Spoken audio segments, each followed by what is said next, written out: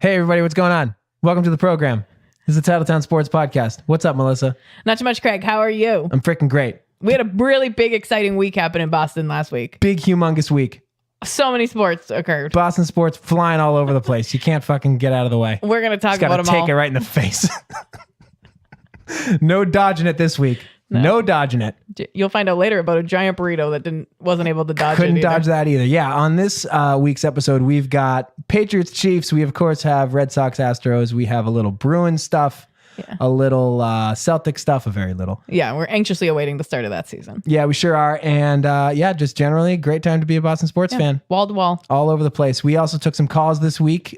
Just as a friendly reminder, you can always give us a call anytime, day or night. Lines are always open because it's a voicemail.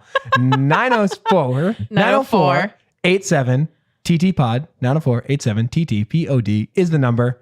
Give us a call, leave your take, ask us a question, do whatever you want. You can also get in touch with us on social media. Titletown Pod on Instagram, Facebook, Twitter. All the relevant platforms. Yeah. Anywhere you can interact with people, you'll find us there. And considering this is such a good time to be a Boston sports fan, and we are a Boston sports podcast, if you've got a friend who's riding alongside when you're watching the games, let them know. Yeah. Give them the good word on the Titletown podcast, and we'll be happy to preach to them about our bullshit as well as we do to you. Yeah, wait till you hear all the stuff we get wrong this week. All right. Enjoy the episode.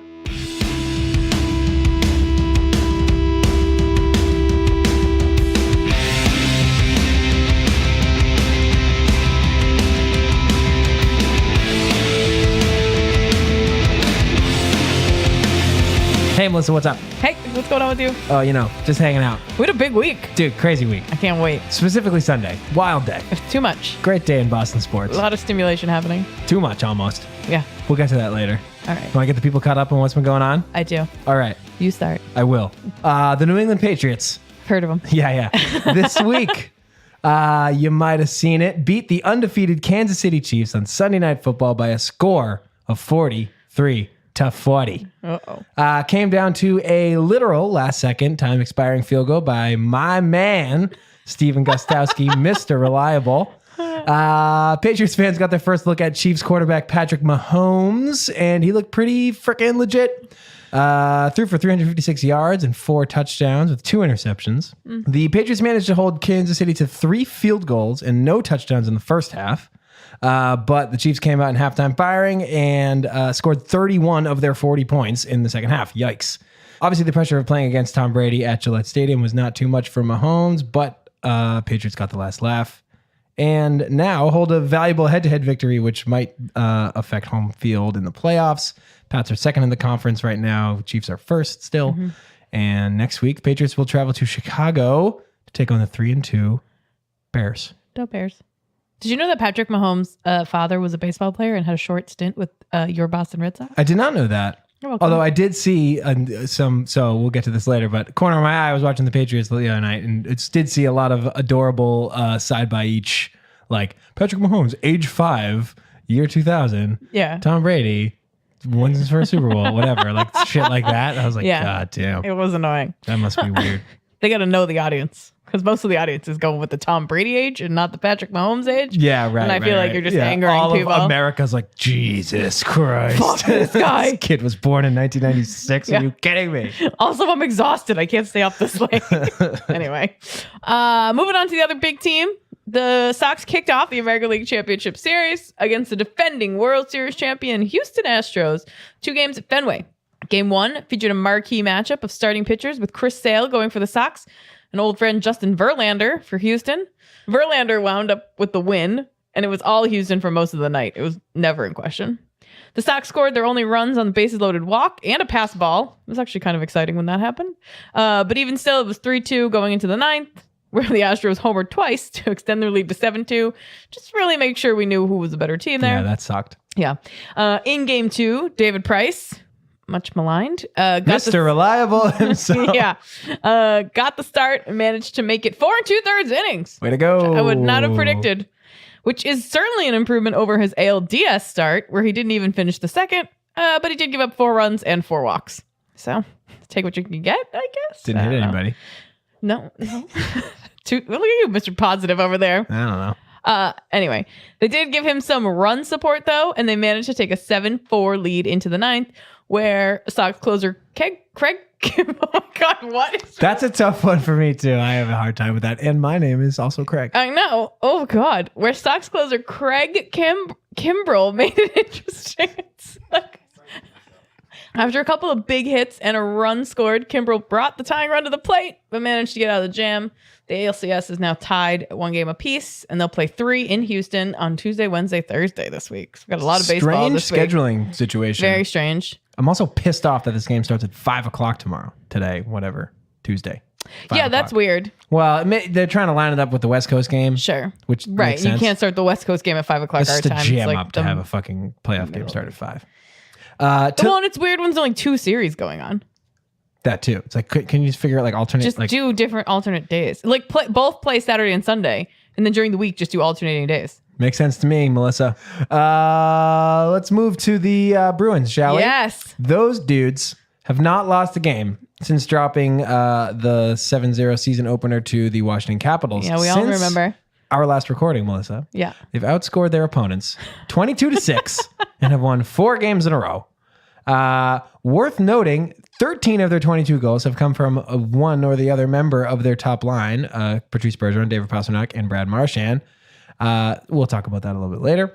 And right now, the Bees are getting ready to head west to take on Calgary, Edmonton, Vancouver, and finally Ottawa on their first West Coast road trip of the year. Kind of nice to get one of those out of the way early in the year. Speaking of start times, I fucking love a nice Me too. 10 o'clock puck drop. Me too. Because You liar. You're not staying up till 1 o'clock to watch anything. hockey's faster Then than like a baseball game starting at 10 o'clock, or even the Patriots game starting at 8:20 last night. Like I can catch 2 periods before I have to go to bed of a hockey game. right. It only Okay. takes me to it takes me to 11:30. As long But as if I we- don't have to work the next day, Yeah, okay. I'm fine. As long as we're admitting that there's no way you're watching all 3 periods. I mean, I'm probably not going to watch either. But, But I feel like when it starts at 7, yeah. right? Like normal puck drop in Boston yeah, is 7 sure. o'clock. I'm like just getting home from work. Right. Yeah. If Yeah. even that yet, trying to figure out what we're gonna have for dinner. And so like by the time I could like sit down and watch TV, it's 9 o'clock. You're and already there's like 2/3 of the way through the game at least. yeah, like and you've missed most of what's happened. Yeah. I used to love the old like go out to a bar with your friends and you look up and it's the first period, or in the Yeah. baseball context, it's like bottom of the second and it's 10 o'clock at night. And you're like, this is great.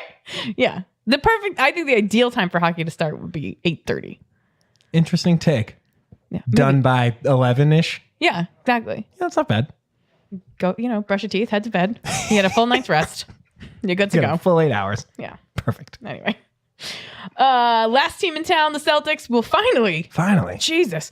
Kick off their regular season tomorrow, probably today for most of our listeners, Yeah.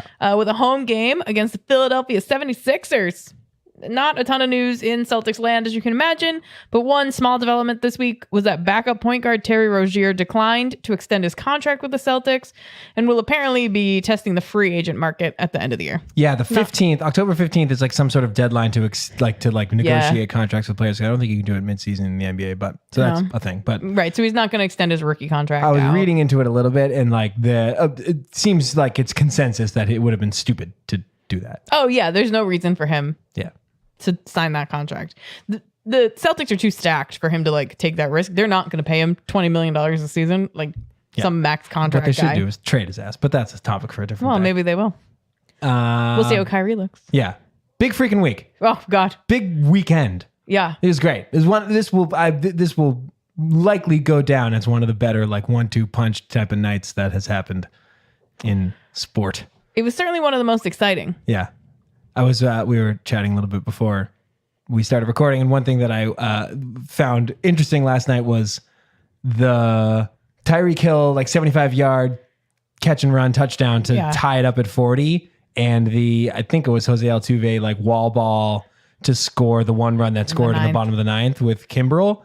Those two things happened like within top of the ninth. Yeah, you're right. At least for me, I was streaming both games, so sometimes the timing gets fucked up. But like for me, those things happen like bang, bang within 20 fucking seconds of each other. And I was like feeling pretty good all night, particularly about the Patriots. And you got to feel okay going into the ninth inning with 7-4 and your lead. closer even with on the Kimbrel. mound. Yeah. Like I was like, this is good. And then it was like boom, boom, tying run at the plate.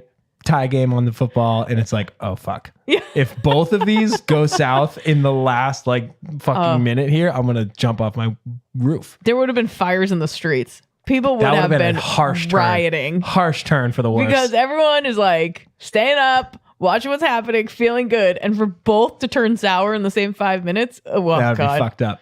What was your arrangement? I feel like everybody's been asking each other this question for the last 48 hours. So obviously Sunday night we had the game 2 of the ALCS and Sunday Night Football. What was your setup?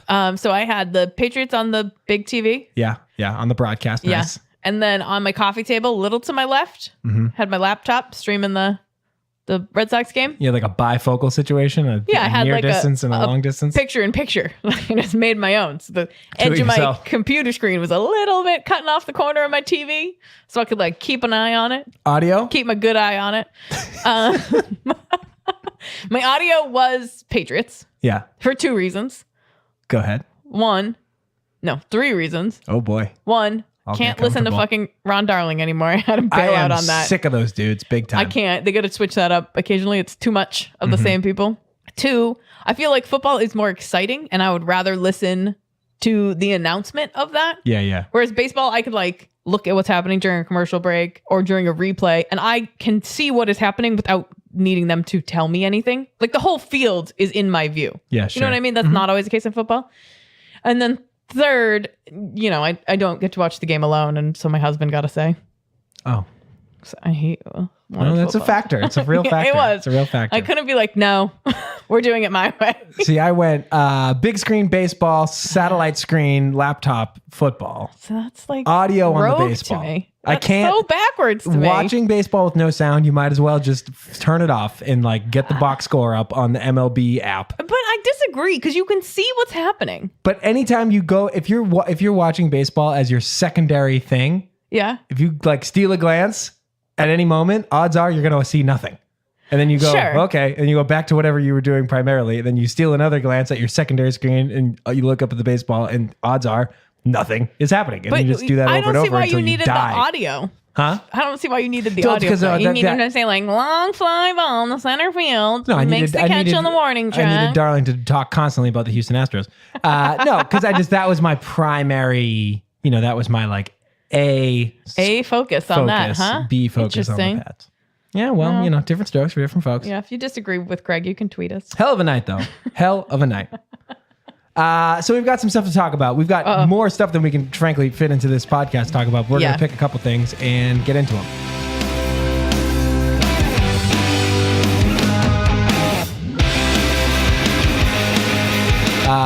Where would you like to begin, Burnsy? I'd like to go with the starting pitching, please, Sure. because it was brutal 2 nights in a row. It wasn't great. Did you see Chris Sale's in the hospital now I did see that. with an illness? With an illness. But no, he's actually out now. He's Yeah, out. sure. He Like was an in hour the ago, hospital. they let him go. Oh, they just let him out. Yeah, or like some amount Pretty of hours ago. Serious illness to be kept overnight at MGH for some kind of like. Yeah, so they announced this during game 2, which Yeah. is strange in the Bizarre, first place. right. That Chris Sale was reported, like he came to the stadium on Sunday with an illness and they admitted him to Mass General for observation. He was going to be kept overnight for evaluation. Cora said that he didn't have much to add, but that Sale's illness came after game 1 and did not factor into his uncharacteristically wild performance of 86 pitches, 56 strikes, 4 walks, 1 hit batter, and 4 innings. I just can't. I can't imagine that something comes on like that suddenly after you pitch. Like there's going to be some twinge of it in your body. You think he like ran out after he got pulled and got some street meat on Yeah. Lansdowne? Came back, He went to the sausage guy and got some poison. weird fucking. He was like, "This guy, you suck." Here's a little ricin to Had cool a- you off. So, what are you more concerned about, the illness or the fact that he wasn't very good? The fact that he wasn't very good, but I'm hoping I can blame it on the illness. Yeah, I'd like to. That would be nice to be able to be like, "Oh, he was sick. He'll be fine when he has to come back in game 5." well, my biggest concern with him not looking great and also apparently being ill is that like the bullpen strategy relies pretty heavily on starting pitchers. Rick Yeah. Porcello and Chris Sale both had good bullpen appearances Right. in last series. Rick Porcello had another good bullpen appearance Sunday night, and I don't know, like. I don't know. It seems that's like not a Chris Sale is, strategy. my biggest concern, I agree with you, is not the illness, but it's just the fact that he like couldn't seem to really like throw the ball very fast. Yeah. And The problem, and this is part of the problem with David Price too, is that when you have pitchers who aren't confident in like their stuff, in like the movement of the ball and all this sort of like just the sauce on each pitch, they end up they just become afraid to throw strikes. So they just end up sort of nibbling around the edges and walking a ton of fucking guys. That's David Price in a nutshell. When he's like not confident in the stuff that he's throwing, he just tries to just fucking nibble on the outsides of the plate and hope that he gets calls, which ultimately just means walking fucking everybody. And anything he does throw down the middle gets fucking socked. Because he's not wrong. I mean, if you don't have the stuff, you don't have the stuff. But when I was watching that in game 2 and I saw the Sox put up 2 runs early, I was like, oh, that's great. That might be what he needs to like calm chill down the fuck a little out. bit. Yeah. Like, all right, you had a good first inning. Your team came out. They put 2 runs on the board. Decent first inning. I think he got 2 outs pretty quickly. Any runs. And I think he got 2 men on, but then got the third one. Yeah. Sure. No runs came in. Right. Correct. You are correct. Sox score 2. I'm like, all right, that might help him. Like, okay, you're getting some offense behind you. You can relax a little bit. You're not pitching from behind. But no. Boom, same old second innings, 4 runs. Yeah. I was like, the fuck is that? We got money on the game, David? Like, what are you doing? Yeah, and that's the thing. That's the thing with David Price. He, after the Sox took the lead back, and I forget what it was. It must have been the bottom of the third, right? Because he only made it to the 4th. Like, I was... Oh, yeah, because if he had made it to the end of the 4th, he could have got the win. Yeah, I was certain that he was going to give up a home run in that inning. Like, it's just like David Price and Tuukka Rask have this in common, where it's like you look at their stat sheet or their box score or whatever, like the next day in the paper, and you're like, yeah, that was fine. But what you don't realize is like, the 2 runs that he gave up were both solo homers that came immediately after the Red Sox took the lead by 1. Or in Tuukka Rask's case, it's like, yeah, sure, you only let in 3 goals, no big deal. You're not going to like go crazy over that. But it's like they all came within the minute after the Bruins just scored. It's just like they're just these momentum killing. Right. There's just a tendency to give it up at the worst times. Ugh, drives me nuts. I mean, he survived. Thank God. This is the first time that although he was not credited with the win, this is the first time in David Price's 10-year-long Major League Baseball career where he's played for the Rays when they were good, Detroit, Toronto, and Boston. So don't fool yourself into thinking that for the 10 years that he's been a major leaguer, he's just been on bad non-playoff teams. He basically goes to the playoffs every year. Right. This is the first time he's ever had to start where his team has won. Wow. Crazy. He sucks. Yeah, he's really bad in the playoffs. Why did we sign that guy? So much money, He too. just gets the yips. It's wild. Yeah, but my big concern with Sale is that, like, I mean, obviously, if you don't have Chris Sale being an ace, you're probably not going to do too well. But it's also, there's also the bullpen strategery of it all that, like, that proved to be effective in the DS anyways. Did you see Joe Kelly being that guy on the arm after he called a late timeout? Do you think it was on purpose? I didn't see that. You didn't? No, I didn't. Oh, I did, and I laughed. What the fuck happened there? So Kelly's like in his windup. Yeah. I'm going to get into a bigger problem with baseball after this. What, that every fucking hitter asks for time and it's granted on every single pitch of every single at-bat? It's that it's granted. And Joe Kelly's like working slow on the mound, whatever. They fucking all do. He's like in the windup, like legs coming up. Yeah. Whoever's batting. He's pregnant. Yeah. Calls timeout. The umpire grants it. And so now Kelly like weirdly follows pitchers through. always get weird in that moment. And then they think he's hurt.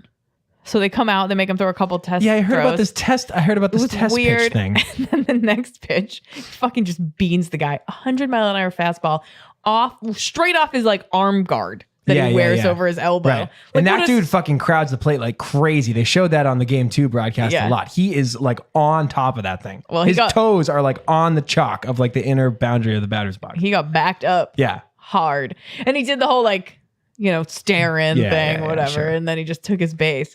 But I was like, did that motherfucker do that on purpose? And all I could think back to was that goddamn... The Yankee game earlier in the year? Yeah. And he like called him out and threw a haymaker at the guy. And I was like... That was pretty awesome then. I mean, I don't know that he has that much control, but I'd like to believe that he did that. Yeah. So it's funny. I actually missed that. And I didn't know until you just said it just now about the asking for time thing. Yeah. And because my original thing, I heard about like the hit by pitch. And then I heard about Bregman getting all fucking, I don't know if it's Bregman or Bregman. I think it's Bregman. I think it's Bregman. Yeah, Bregman. I heard about him getting all fucking hot and bothered, staring back. And it was like, why would Joe Kelly intentionally hit him under any circumstances? Right. They're down. Like, why would he just put him in on base? He was like no like outs. Yeah, they're down 2 runs. But unless he wanted to A, brush him back and B, tell Make him a to stop point. being an asshole and stay in the box. The bigger problem with baseball that I want to bring up is that the umpires are too much part of the game. More than any other sport, I feel like they involve themselves in what's happening on the field. You look at what happened in the ALDS with the Aaron. Nope, I keep doing that. Angel Hernandez. Angel stuff. Hernandez. No relation as far as I'm aware. I don't think so. He's suing Major League Baseball right now Yeah. because he says that it's discrimination that he hasn't gotten any World Series games. And I say it's because you suck. Yeah. That's what Like- everybody says. Right. You're missing calls at first base. You can't call balls and strikes correctly. It's infuriating. And then Joe West, of course, has this series, and he is over in game 1 examining the catcher's glove.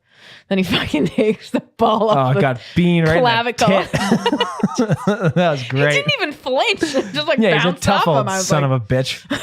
dude, is something broken in there? You Yeah. get that checked. But even just like the balls and strikes call, like it's just so, I don't know, controversial all the time. Well, I did not love how Alex Cora got ejected from game 1 from arguing on the steps. Like you Right. see the replay or whatever of Cora like arguing in the ump's face or whatever. But that was Right. after he'd already been tossed. Right. He's standing on the top step of the dugout yelling to home plate, and the ump just tosses him like right off the rip. It's like, dude, yeah, he's not out there like in your face causing a what scene. You could just what ignore did him. he say? Like, what could he have possibly said that would warrant a like first altercation ejection in a playoff game? It's just like, I don't know. You're right about the refs injecting themselves into the game and granting everybody time when they ask for Yeah. it. Like at a certain point, Major say League no. umpires need to like when a hitter puts his arm up to ask for time, just say no. Like you're in the box, swing the bat. Right. You know what I mean? He's and pitching. then it won't take. I don't think it would take long for hitters to learn that like it's not Stop doing necessarily that. a sure thing. And obviously, just by like throwing your hand in the air and taking your hand off the bat, you put yourself at a fairly large disadvantage. Yeah, I would say so. So like that's they'd learn that lesson pretty quick. But just every fucking time somebody wants more time, they give it. It sucks.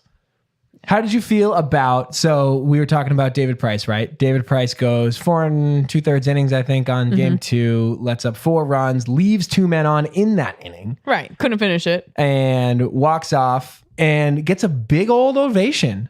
A borderline, you could say, standing ovation from the home crowd at Fenway. How did you feel about that? I think you can't, he got booed in the ALDS. He sure did. So you can't do that. And like, I guess I look at David Price and he has such like a soft psyche that maybe he needs a little more positive reinforcement to like continue to do well. Like, oh, look, David, everybody likes you and they appreciate you when you pitch mediocrely well. Kind of C minus. Here's your- When you're at here's C minus, your- we cheer. yeah. You can have a participation ribbon now, David. Does that make you feel better? Like, sure, he deserves a polite golf clap, I guess. He doesn't deserve to be booed. Like if there's Right, only but 2 outcomes, it's like, okay, I guess we'll cheer for this. Right, but a standing ovation. It did seem a bit raucous for what was happening. It seemed like there was, and I heard this analogy on the radio, so it's a non-original, but it seemed like there was 38,000 therapists Yeah, in the yeah. stands. It's like, wait, like you just said, way to go, David. Like, nice job. We're here for you. We love can you. do We it, support buddy. you. See, we're not mean. We're The thing is, though, is like with David Price, he's been so bad in the playoffs for so Right. long, and he has not been a complete disaster, which is what actually makes the playoff thing worse, because he's shown through long stretches of the regular season and multiple seasons that he can Right. actually be really good. The thing is, though, is that it's always right within reach with him, because nobody in that stadium cares about the last 10 games. All we care about is this game.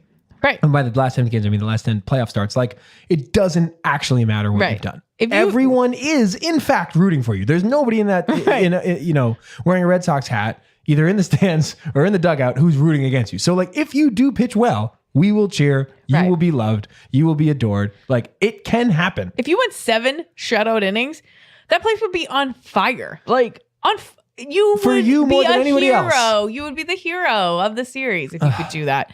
Just fucking once. Like, Get your we're shit not together. actually against you. We're Right. only ever against you after you've already sucked. It's no one's ever going into these games being like, I'm gonna fucking boo the shit out of David Yeah, Price. Like we can't give you wait. we give you the benefit of the doubt every time you take the ball and you fuck it up. every time you single take the time. ball. Every time. Oh God.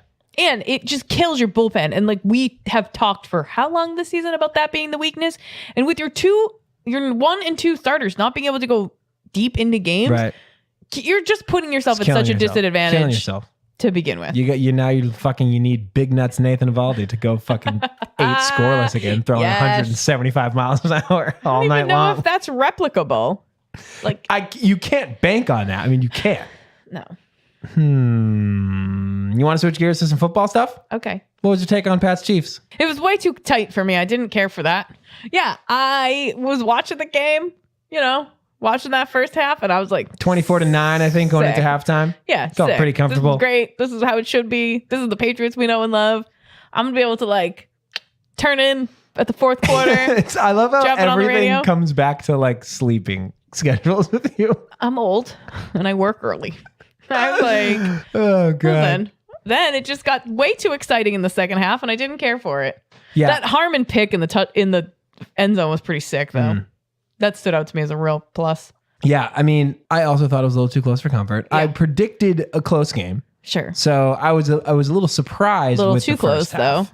Yeah. Oh, yeah. I wasn't expecting that, but I was a little surprised with the first half that it seemed like they were going to beat them handily. It did. And it would have been fairly typical Patriots to take some flavor of the season AFC, hot starter, undefeated 4-0, whatever, coming into Foxborough on prime time, Sunday Night Football, whatever, and just getting stomped. Like that would be like just fucking put him in his place. Consistent with the narrative of what we've seen from plenty of like good start AFC teams. Yeah. The second coming, and it's Does like, the UFC run through Kansas City? Like that whole fucking narrative, it just gets like shut down, which it ultimately did get, but not quite as much as you thought it didn't was get going stomped. to. They did not if it get had stomped. ended the way the first half ended, you would have been like, see, that's the Patriots. Yeah, right, And you're right. Kansas City. Yeah, my biggest thing was just like somehow in the first half, the Patriots did a very typical Patriots thing, which is allow the Chiefs to get all this like short yardage type stuff, little short pass, little run, Bend, don't whatever, break.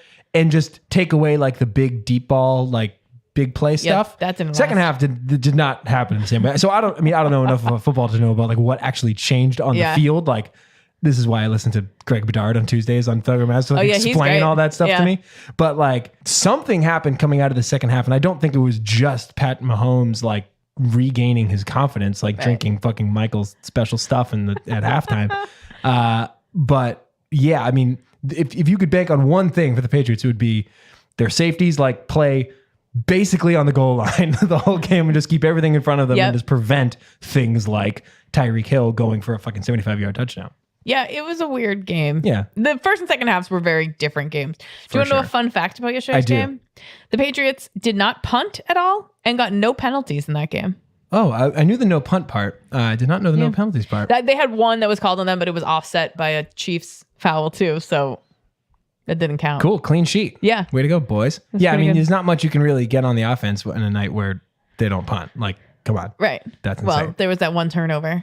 Yeah, I was watching baseball at that point. Okay. I didn't really analyze Did you it see the closely. awkward Brady touchdown run? I did. I thought it was fucking hilarious. It was like watching the whole play unfold on my big TV and listening to it. Sure. I was like, you are almost seeing it from Brady's point of view, and it's like this hole just opens up miraculously in front of him, and I found And he's myself still patting the he's ball, like- looking to throw, patting the ball, looking to throw. And then you he's see the moment 4 where steps he from the goal line. sees it, and it's like, Oh. uh-oh. And we're at home yelling at the TV too, like, run! And because he's so fucking slow, it's like it plays out in slow motion. It was like, oh, like a Baywatch scene of him like heading to the end zone. It's so funny how like there are 31 other quarterbacks in the league who would see that and just run around the end zone Yeah, at their no- first opportunity. Right. Like he's so dialed into throw that he literally didn't even realize that like running was a fucking option. It was like a fucking bowling alley open in front of him, and he was like, no. and he's just creeping up in the pocket, Yeah, in the he's pocket, getting looking to throw, closer. looking to throw. And the next thing you know, he's like there. And he's like, oh, I got this. I'll go. It's wild. Yeah, that was a good moment. I mean, anytime Brady runs it in, that's always Yeah. like a cool little weird thing. But I have one more question for you about the Patriots. Yeah, I'm going please. totally off script. that's okay. Where the fuck's Rob Gronkowski? He's had been quiet. No impact, it feels like. Well, he had the fucking big long ball to set up the field goal in this Yes. game, obviously. But like, Yeah, I think sure. I think he got targeted like 3, or maybe he had 3 catches. Probably got targeted more than that. But he hasn't done much. I'm fucking perfectly okay with it personally, as long Oh, as really? Oh yeah, I mean, as long as they're winning, like that's fine. Sure, yeah, if they win. But if you can, I think Gronk is this like this faucet that they can turn on and off. Like when they need it to be there, they have him run his routes and do the Gronk stuff, and it's there. But when they feel like they can win without him being like full Gronk, yeah. I think they try to So do that. you think they're almost like holding him back? Honestly, I do. I don't think there's any other reason that, because he's not like through the first couple weeks of the season where Edelman wasn't on the field and before Josh sure. Gordon was a Patriot, like he was getting double, triple covered every He couldn't possession. do anything. So, okay, whatever. You set that aside. But now that you've got Josh Gordon out there and Julian Edelman out there, he's not just smothered every single, every Right. single snap.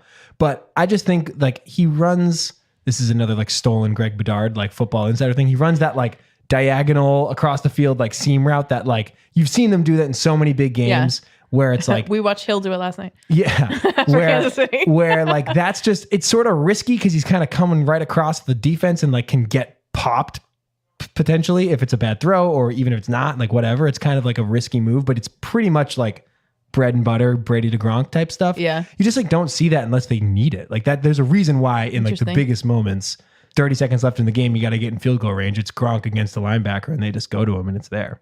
Oh, I'm cool with That's it. an interesting take. Put him on ice, man. Fuck I it. feel better about that. That's good. Nice. There was a couple weeks ago when Edelman came back, they were like rattling off all these stats about in games where both Julian Edelman and Rob Gronkowski have been healthy, obviously with Brady, that they're like a gazillion and like they're like however many it's been, Oh, yeah. and like it's like stupid because like their health has not necessarily like synced up over the years. Right.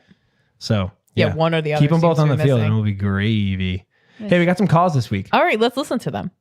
Where would you like to start? I'd like to start in the Twin River. Hey guys, this is Steven from the Twin River, longtime listener since day one.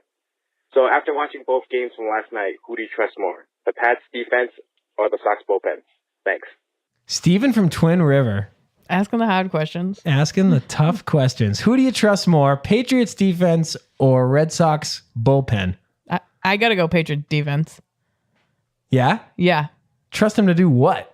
Win. Just win a game? Hold the game back. I Whoa. think based on, so small sample, but based on this postseason only, Yeah.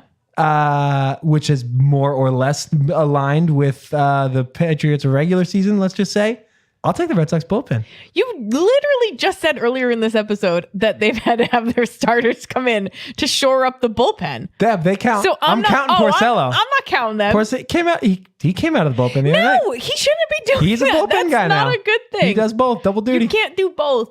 No. He's doing it. He's showing it. No. But Matt Barnes has been fucking great. He somehow. has been good. Ryan Brazier, that weirdo fucking psycho looking guy who always leans to the left, Yeah. has looked great. Kimbrel, not so good. Not hot. Joe Kelly has not seen a lot of action, but when he's been in, he's actually been fine. He cleaned up the mess from that Price start in game 2 in the DS. They've actually been good. Somehow they've been good. I don't trust it. They've been carefully managed, and Yes. in close games, the 8th inning has gone to a starter. There's been 2 of their wins came from Porcello, Which coming out means of the even bullpen and Alex Sale coming Cora out of the doesn't bullpen. trust them. He doesn't, but he should because they're good. The guys that, let me put it this way, the guys that are actually getting the ball have been good. Brazier, Barnes, Kelly to a certain extent. Kimbrel's on watch. Kimbrel's not on my has been good list yet. The guys who haven't really gotten the ball that much, Hembry, Workman. Yeah. Fuck those well, guys. Workman got the ball and he choked it. Yeah, as he did in the DS also. So it's the guys who have been consistently getting the ball in like the when things go according to plan type of territory. Barnes, Brazier, I've been okay with it. Strong disagree. Okay, next. Hey, it's Larry from Lowell again.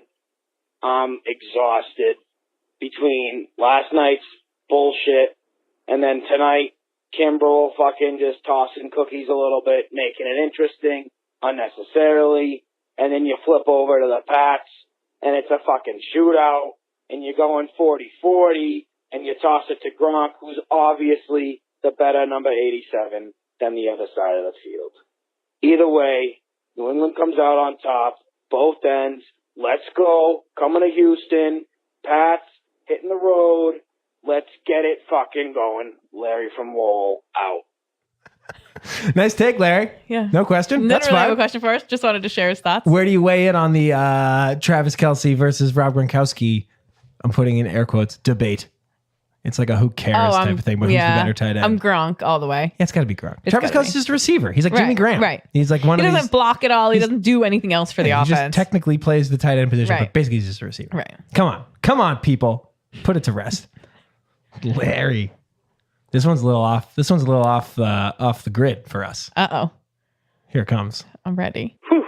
I was afraid you guys might actually answer. but this is Ben from Framingham, longtime listener, first-time caller. You guys are well-known haters of college sports. I'm curious, I'm not going to ask you to talk about college sports, but what would the Boston College football program have to accomplish in order for you to, A, watch a game on TV, B, go to a game, and C, talk about the program on your show? Keep up the good work. Thanks. All right. So what would the BC Eagles football program have to do to get you to give a shit? Be the only team left on Earth? Yeah, it's not about them. It's about No, me. yeah, exactly. You know what I mean? It's I'm like used to what I'm used to. it's not like they're not doing enough for me. I just don't care about them at all. I'm not a big college sports guy. I'm just not. Me Never have either. been. Never will be. You know what I think part of it is? Like, there's no consistency, obviously, in the players. Like, you're not going to have a 19-year quarterback at a college team. Oh, you're just saying in college in general. Yeah. You can't. Like, it's not possible. So there's like a rotating roster. So I feel like it's the ultimate cheering for the laundry. Yeah. Oh, yeah. As opposed to like someone like Chris Sale, who now plays for the Red Sox, but you have followed his career. You've played against him before. Like, you know that he's a big league pitcher. You're excited when he comes to your team. He's not literally an 18-year-old boy. Right. Yeah. He's a man. There's like, the college It's sports not thing. for me. It's not for me either. I can't figure out their conferences. Everyone seems to get to play in a bowl game. I don't get it. And I Yeah, it's a don't whole like big it. thing. It's a whole I big want to thing. know who the winner is at the end. And it's not Of the game? no Of all of college football. of all of college Well, that football. part is actually more clear now than it has been in the past. but they lost me. But yeah, early on if in you're life. not rooting for like Alabama, Clemson, like LSU, like one of those like huge mega schools, Right. like how do you gauge a successful season? You got to win your like conference championship, whatever. I don't know. It's too much going on. It's too much work. I actually went to a BC Eagles game like 2 weeks ago though. Nice. Snuck right in, didn't pay for a look at ticket. that. Told the security guards to suck ass. Walked right by those Not losers. supporting your athletic program. So Ben and Framingham, I did go to a game, but it was only because they were playing Temple, which is my girlfriend's alma mater, Oh. and she had some friends go to the game, so we went. I I would was rooting for Temple. go to They a lost. game.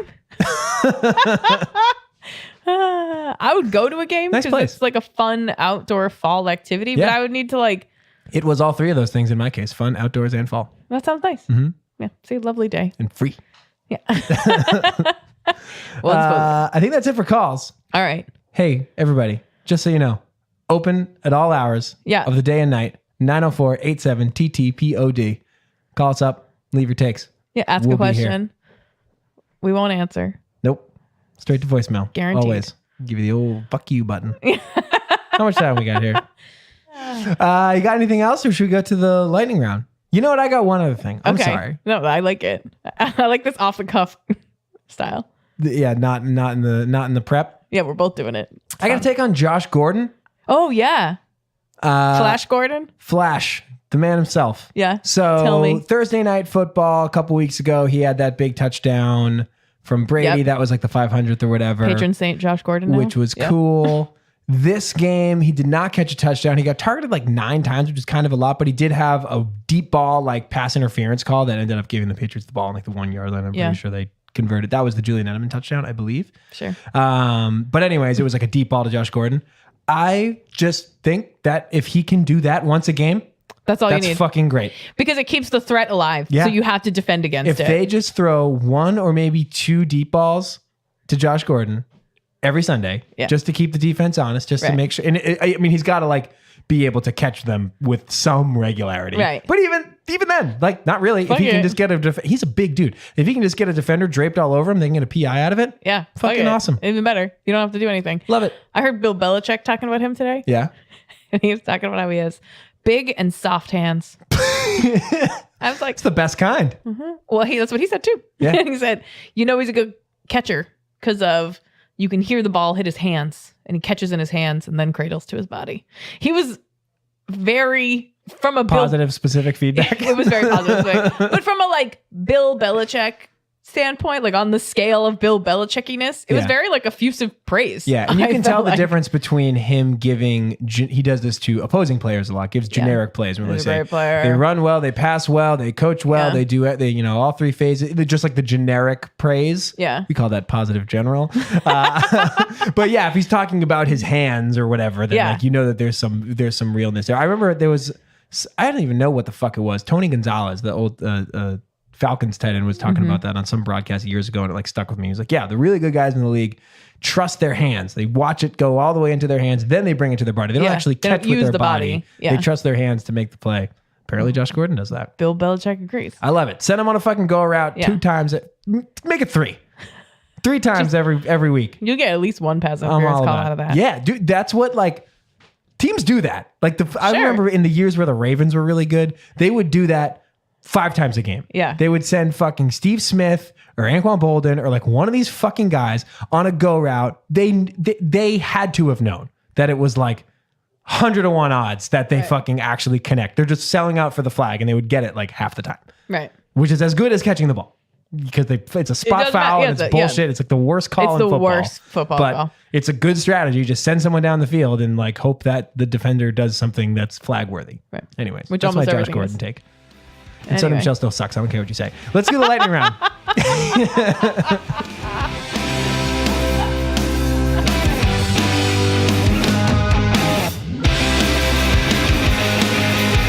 You want to start? Sure. Why don't you start? All right. Houston Astros star third baseman Alex Bregman.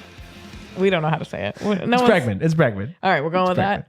Who in Sunday night's game 2 failed to deliver as he represented the game-tying run with 2 outs in the 9th, but he flied out to left field. On Instagram on Monday, Bregman posted a video of Astros right fielder George Springer and himself hitting back-to-back homers against the Red Sox Game 3 starter Big Nuts Nathan Eovaldi. That's just me putting that in there. I know. Earlier this year when Eovaldi was in Tampa Bay. He has since taken down the post. So Bregman posts a video of him and Springer knocking 2 dingers off of Eovaldi. Tool bag move? Or is this going to be like Judge playing New York, New York? Definite tool bag move. No doubt about that. Yeah. And it was like a crappy, like his phone on Instagram, like Instagram stories, taking a video of like his a computer TV? screen. Oh. So like he had to like go through a decent amount of effort to like pull this up and like throw it online. Tool bag move. Yeah, and it's not like Judge playing New York, New York because they won that game. He just lost. Good point. Yeah. That was a good point. All right. Here's a good one for you, Melissa. I'm curious to hear your take on this. Yeah. In Sunday night's game versus the Chiefs, Tyreek Hill, Chiefs wide receiver, caught a fucking monster 75-yard catch and run touchdown pass in the 4th quarter to tie the game at 40 all. After running into the end zone and running past virtually every Patriots defender, he continued beyond the back of the end zone to the boundary of the field where he was greeted by a bunch of Patriots fans, one of whom gave him the finger and another Classy. who poured his beer on him, kind of like shook it at him. Yeah. Bud Light bottle, you know, those tall ones, the blue ones. Aluminum. Very safe, except for from that.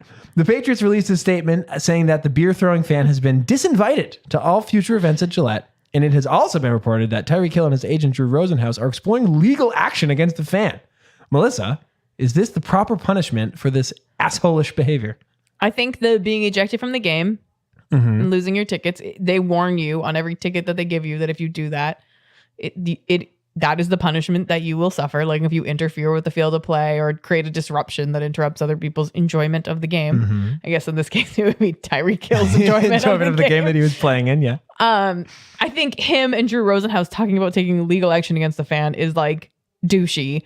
You're running up to the opposing team's home crowd late in the game. You know they've been drinking, like on a Sunday night game, so they've been drinking probably since 10 o'clock in the morning. Like, you're dumb. Of course they're going to do something stupid to you. Yeah, I mean, if you run into the opposing fans like area, this is like when people try to do like the Lambeau leap in Lambeau, but they're not on the Packers. Like, right, they're just you gonna get throw pushed back. like whatever. Yeah. Like throwing the beer is too much. Like you shouldn't have. Don't throw a dumb. fucking beer at the guy. Like, Also, that's that beer gross. probably cost you $14. It's a waste of money. Yeah.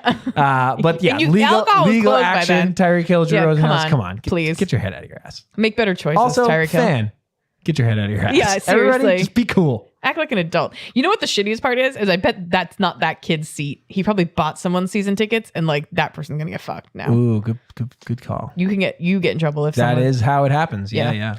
So great season tickets probably about to become available on the open Adios. market. Everybody moves up one step in the wait list. Sick. Thanks, kid. All right. Red Sox third baseman Eduardo Nunez had started 4 games this postseason. He is currently hitting a $143. He has 2 hits, an RBI, and 2 errors in the field. For keeping track at home, that's not a good thing. Not great. Backup third baseman Rafael Devers has started 3 games, is hitting .400 with 4 hits and 2 RBIs, and has no fielding errors. Has Nunez played his way out of his starting role? And if you were Alex Cora, who would you start moving forward? I think Eduardo Nunez had a fucking terrible game in game 1. He sure The bases loaded, I think it was the second inning. The George Springer hits like that, like just, admittedly, a fucking whistling ground ball to the third base side, and that scored the first, I think, 2 runs. Yeah, it should have been a double play ball.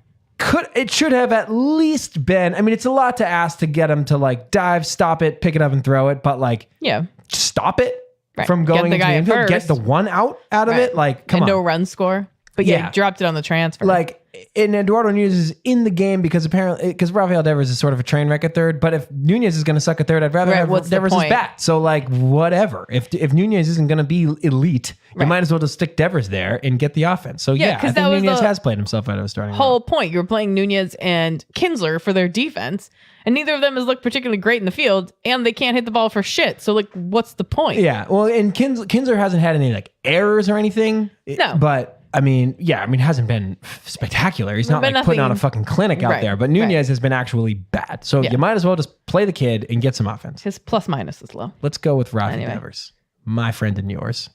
Here's an interesting one. Yes. As we stated at the beginning of the show, Melissa, Yes. since losing the season opener, the Bruins have won 4 straight. The Bergeron, Pasternak, Marchand line has been unfucking stoppable, scoring over half of the Bruins' 22 goals so far this season. They've scored 13. Some of them come on the power play, but their first power play unit is basically just that line. So whatever. Bergie and Pasta both have a hat trick on the season They now. sure do. That's true. Pasternak got a hat trick on Saturday against the Red Wings. They won that game 8-2. Yeah, it's fucking Sick. The Bruins top line is one of, if not the best line in hockey, arguable, whatever. Sure. But the question to you is, are you concerned that they are a one-line team, a one-trick pony? Not this early in the season. I'm not concerned about it. I don't have any facts to back this up, but my guess would be that line has played together the longest and has the most comfort with each other, and the other lines are probably just kind of finding their way together. And I trust that they will, like, that Cassidy will shake things up and will move some of the lines around as he sees like what matchups work the best for him. But to have your first line to be able to, essentially carry you for the Dominate. first couple of weeks of the season, that's a great thing while you're figuring out where everyone else kind of slots in to make it the most effective. But ultimately, if they're going to be successful in the season, they need at least 3 lines to be scoring. There was a period of time when the Chicago Blackhawks were really good in winning Stanley Cups, where Jonathan Taves and Patrick Kane would, in like peacetime, play on 2 separate lines. And then when shit was going south, Joe Quenneville would be like, all right, fuck this shit. And he would put them both together and they would like score a shitload of goals. Like, Yeah. I think something like that is in order. Like, that those 3 is like a gold A given star combination. So just spread the wealth a bit. Right. Let's get the rest of the other lines going, see what else you got on your team. And then that in times of desperation, Bruce Cassidy, you can always just throw together those Right. 3, instant offense. Right. Just add water. And then you let's light go. them up. Here's a fun one. Jacksonville Jaguars owner Shad Khan is in the process of buying Wembley Stadium in London. He owns like a soccer team out there, which he says has nothing to do with this. It's all very bizarre story. Everything has everything to do with it. Anyway, he has talked openly about having the Jaguars play more games there. They've played 1 London game so far. Do you think it's time for the NFL to have an international team? And are the Jags the right ones to make the move? I'll tell you this much, Melissa. Yeah. I'm sick and tired of this courtship that the NFL has had with London. Will Either they, won't fucking they? move a team there or don't. I'm tired of hearing about this. So yeah, Oh, sure. okay. Jacksonville sucks. Suddenly you're Mr. Commitment. Move them across the fucking pond. I don't care. Just do it or don't do it. I'm so tired of this like NFL in London tease. Just stick them over there. Yeah. They're the worst franchise. Just get them out of here. Jacksonville's not a great city. It Jacksonville was blows. interesting listening to them talk about it because they were basically, he was like, oh, well, maybe we play like 5 games over there, 5 of our home games. And I was like, dude, if they you did only that, that have would be 8. so annoying. And that would be, 1, annoying for your fans. And 2, I can't imagine your team.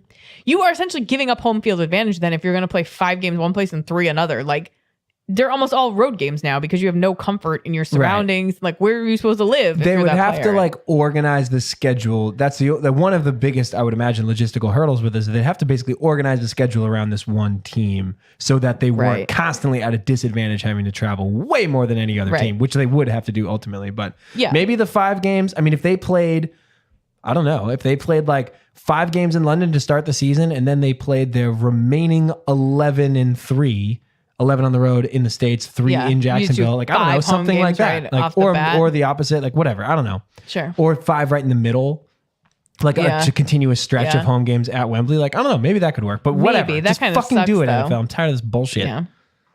That's my biggest take. Jesus. Angry.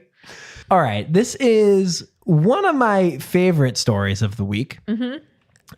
It's one of the, sometimes we do these lightning round questions where like some video accompaniment is good. Yeah.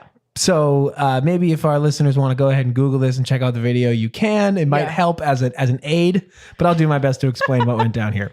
I love a good visual aid.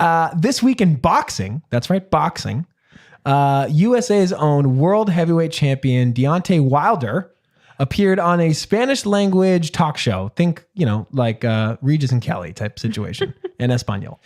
He was apparently asked, and I have no context here, but he was apparently asked to punch a mascot, like a man in like a suit.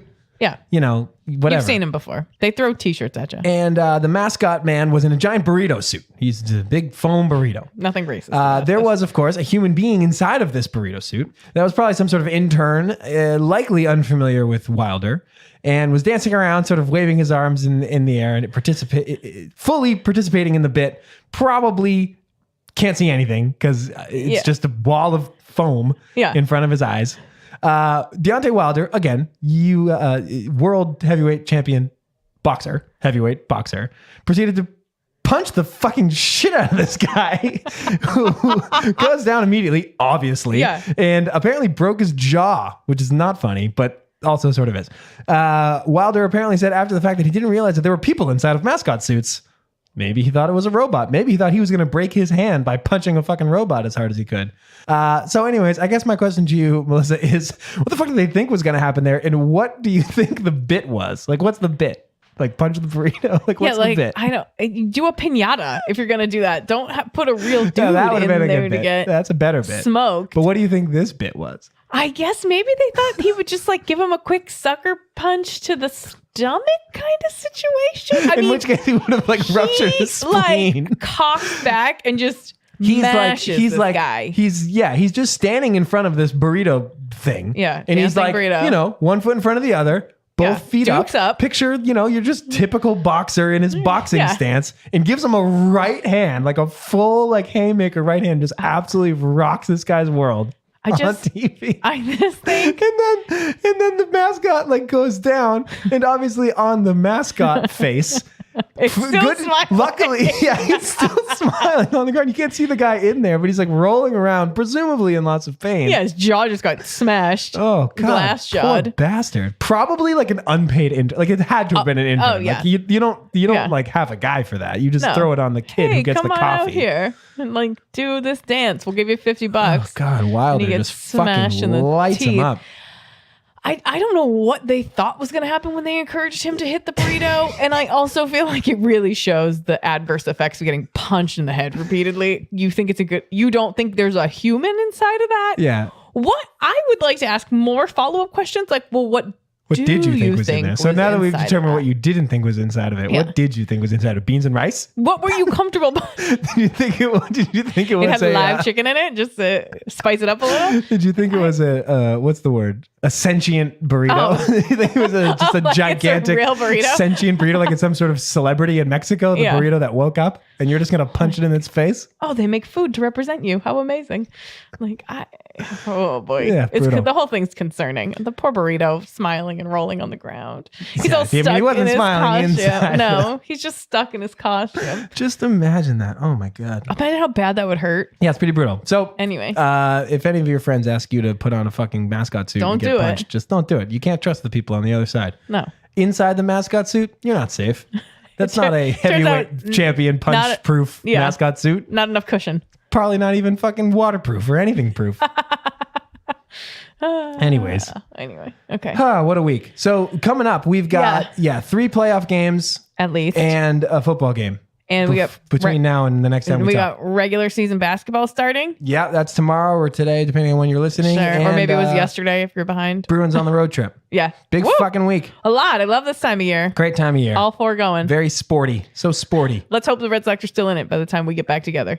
Let's. Oh, yeah. If they lose all 3 of these, we're fucking we're porked. out. Shit. Yep. Oh, well, this season, wait.